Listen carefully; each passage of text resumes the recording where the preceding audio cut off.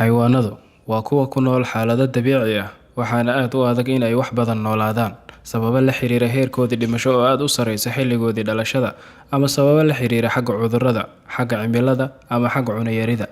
Haddaba halkan waxa aan kugu soo gudbin doonaa 10 xayawaan ee dunida ugu cimriga dheer. Red Sea Urchin waa xayawaan ku nool biyaha hoostooda waxaana laga helaa badweynta Pacific-ga. Xayawaankan waxaa la rumaysan yahay in uusan dhiman, laakiin cimri baarayaashu ayaa waxa ay sheegayaan in uu gaaro ugu yaraan ilaa 200 sano wax ka badan. Koi fish malayga lagu magacaabo waxa uu gaaraa caadiyan 25 ilaa 30 sano. Cilmi baarisyo la sameeyay ayaa waxa lagu ogaaday inuu gaaro ku dhawaad ilaa 200 sano.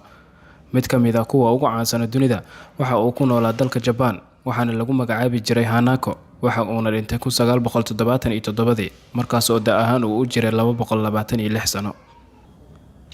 Long-finned eel xayawaankan waa mid ka mid ah xayawaanada ku nool biyaha hoostooda waxaana laga helaa dalka New Zealand iyo Australia. Caadiyan waxa uu noolaadaa 60 sano. Warbixino qaar waxaa lagu sheegay midka ugu cimriga dheer in uu gaaray ilaa 150 sano. Macaw xayawaankan waxa uu noolaadaa 60 ilaa 80 sano, laakiin nasiib darro waxa uu hadda halis ugu jiraa in uu dunida ka dabar go'o. African elephant maroodigan waxaa lagu naanaysaa maroodiga Afrika. Da'diisu waxa ay gaartaa ilaa 70 sano. Badanaa waxa uu ku nool yahay dalka Zimbabwe waxaana la sheegaa inuu ka mid yahay xayawaanada looga baqdinta qabo in ay dunida ka dabar go'aan. Diindiinka waxa uu ka mid yahay xayawaanada ugu cimriga dheer dunida waxa uuna gaaraa wax ka badan 100 sano.